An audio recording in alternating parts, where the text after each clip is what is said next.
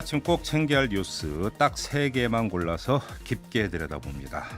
뉴스 3개인데요. 오마이뉴스의 광고신 기자와 함께합니다. 어서 오세요. 네, 안녕하세요. 네, 자 첫 번째 소식 가볼까요?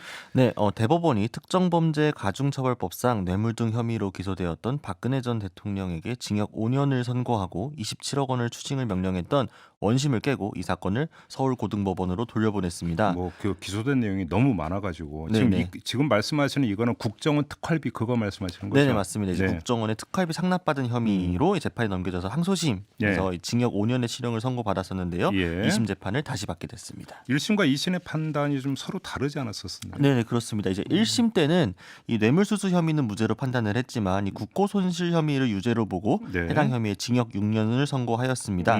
이제 2016년 9월 전달되었던 2억 원을 제외를 하고 총 33억 원의 추징을 명령을 했었는데요. 네. 근데 2심은 1심이 유죄로 인정했던 이 국고손실 혐의 일부를 횡령죄로 판단을 했습니다. 근데 이제 그러니까 조금 복잡한데 특가법상 국고손실죄를 인정받기 위해서는 회계관계 직원이 국고에 손실을 입힐 것을 본인이 알면서도 횡령죄를 범해야 하는데요.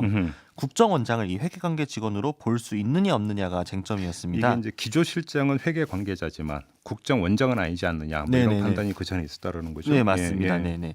그래서 결국 이 국정원장을 회계관계 직원으로 2심에서 보지 않아서 1심을 깨고 5년 선고에 27억 원 추징을 명령한 적이 있었습니다. 그런데 이걸 또 대법원이 파기했다는 거죠. 네, 네, 그렇습니다. 그 이유는요? 네, 2심은 이 뇌물 혐의와 국고손실 혐의를 모두 유죄로 봐야 한다라고 판단을 했었는데요. 예. 그러니까 대법원이 지난 2016년 9월이었죠. 이병호 전 국정원장으로부터 특활비 2억 원을 수수한 것에 대해선 이걸 다 뇌물수수로 볼 수 있다라고 봤습니다. 예. 또한 남재준, 이병기, 이병호 전 국정원장이 특별 사업비에 이 집행 업무 등 관련해 가지고 회계관계 직원에 해당한다 이들도라고 본 거죠. 그러면서 이 원심 판결에 법리 오해 등의 잘못이 있기 때문에 2심 재판을 다시 하라라고 했습니다. 복잡하긴 한데 네. 아무튼 이렇게 되면 형량이 더 늘어날 수도 있다.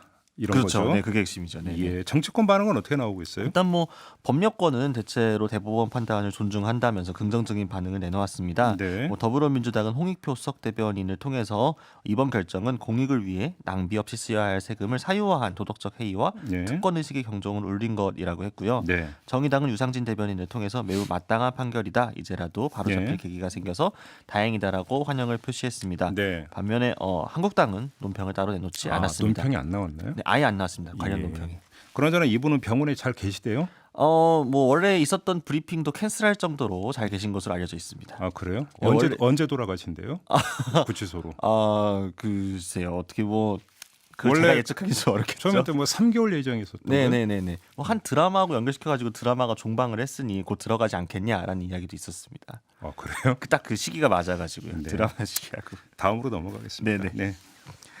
유은혜 교육부 장관이 정부 서울청사 브리핑실에서 어제 대입 공정성 강화 방안을 발표를 했습니다. 네. 이 대입제도 공정성 강화 방안의 핵심은 결국 부모와 출신 고교의 후광 효과를 차단하겠다라는 거였습니다. 일단 좀 주요 내용 좀 추려 주시죠. 어떤 겁니까? 네, 2022학년도의 대입부터 정시 비중을 일단 40% 이상으로 확대를 추진하겠다고 했습니다. 예. 이 적용 대상 학교는요, 이 전체를 다 하는 게 아니라 현재 이제 학종과 논술 위주 전형이 전체 모집 인원의 45% 이상을 차지하는 서울 지역 16개 대학만 해당이 됩니다. 네. 그리고 이제 논술 위주 전형하고 뭐 사교육 지적등을 받게 되었던 특기자 전형은 폐지를 유도를 하게 되고요. 네. 또 학생부 전형하고 수능 위주 전형 두 가지로 대입 전형을 단순화하기로 했습니다.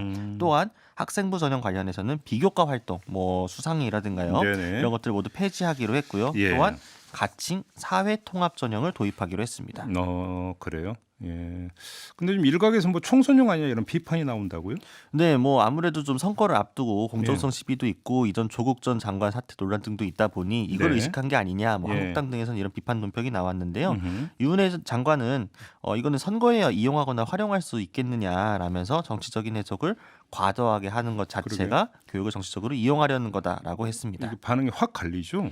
네, 그렇습니다. 일단 시민사회에서는 대체적으로는 긍정적이나 네. 정시 확대 상태에 대해서는 좀 부정적인 의견을 내놓았습니다. 네. 뭐 사교육 걱정 없는 세상에서도 이 비교과 3대 독서 조항 폐지나 블라인드 전형 실시 등에서 긍정적으로 평가한다고 하면서도 이 네. 정시 학대 비율을 40%로 못 박은 점에 대해서는 음흠. 좀 교육 과정이 수능 중심으로 파행될 수 있다라고 우려를 했고요. 네. 전교조도 역시 이와 비슷한 논평을 내놓았습니다. 이 정시 비율 40% 이상 권고한 거는 철회해야 된다라고 네. 평가를 했고요. 예. 한국교총은 뭐 정시나 사회통합 전형 확대 등에 대해 공감을 표시했지만 결국 정권 입맛에 따라 대입을 흔든 것이다라는 네. 평가를 했습니다.